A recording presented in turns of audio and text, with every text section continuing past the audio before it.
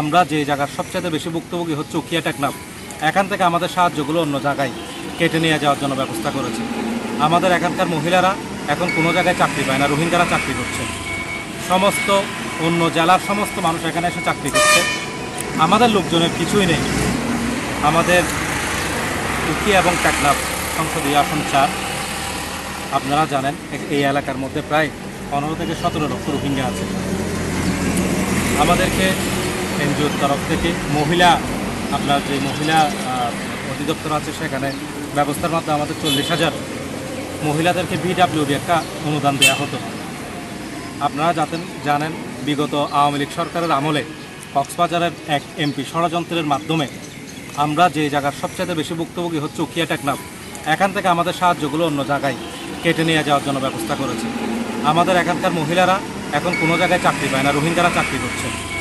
সমস্ত অন্য জেলার সমস্ত মানুষ এখানে এসে চাকরি করছে। আমাদের লোকজনের কিছুই নেই। কিন্তু সবচেয়ে বেশি ক্ষতিগ্রস্ত আমাদের বন বিভাগ গেছে। আমাদের এখন বর্ষার মধ্যে হালকা বর্ষায় অতিরিক্ত বিল্ডিংয়ের কারণে পানি উঠে আমাদের খাদ্য সমস্যায়, আমাদের বাজারের উদ্যোগতি, আমাদের চাষাবাদের যে চাষাবাদ জায়গা হতো সেখানে রোহিঙ্গাদের বসবাসের কারণে চাষাবাদ শেষ হয়ে গেছে।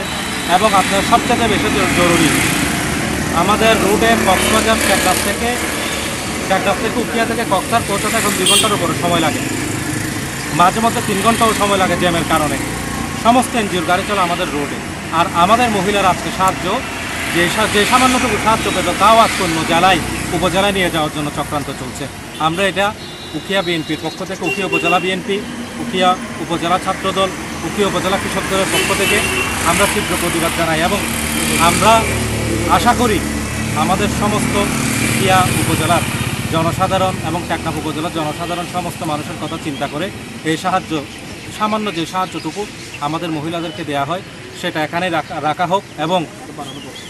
এবং আমাদের আপনারা জানেন এই অনুদানটি এখানে রাখার জন্য আমাদের জেলা বিএনপির সভাপতি জনাব শাহজাহান চৌধুরী দিনরাত কষ্ট করে যাচ্ছেন। তিনি ডিসি মহোদয়ের সাথে কথা বলেছেন, সিআইসি মহোদয়ের সাথে কথা বলেছেন, ইউনো মহোদয়ের সাথে কথা বলেছেন, যতগুলি সরকারের ঊর্ধ্বতম কর্মকর্তা আছে সবার সাথে যোগাযোগ করেছেন। এবং এই অনুদান যাতে এখানে থাকে সেজন্য তিনি দিনরাত অক্লান্ত পরিশ্রম করে দপ্তরে নিজে যাচ্ছেন। আমরা চাই আমাদের এই উখিয়া, আমরা ভুক্তভোগী ভাই, সোজা কথা, আমাদের মতো ভুক্তভোগী এখানে কেউ নেই। এই অনুদান যাতে এখানেই থাকে, এখান থেকে অন্য কোনো জায়গায় যাতে না নেওয়া হয়। কমলের ষড়যন্ত্রে এটি কেটে নেওয়ার জন্য আমরা তৎপরতা দেখতে পাচ্ছি।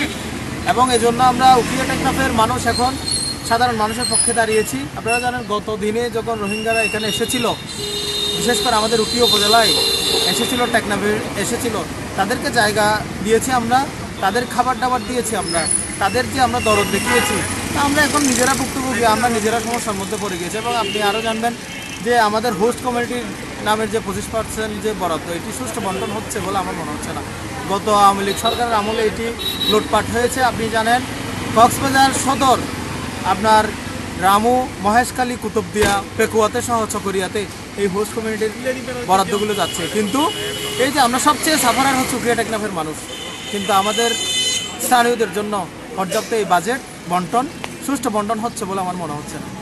অনতিবিলম্বে সরকারের ঊর্ধ্বতন কর্মকর্তা যারা রয়েছে তাদেরকে বলবো, আপনার এখানে যে 40% যেটি বিডব্লিউবি এর যে বরাদ্দ, এটি আরও বাড়ানো হোক এবং আরও বিভিন্ন খাদ্য সহায়তা এবং কর্মসংস্থানের ব্যবস্থা উখিয়া টেকনাফের মানুষের জন্য যাতে করে এই দাবিটুকু জানাই।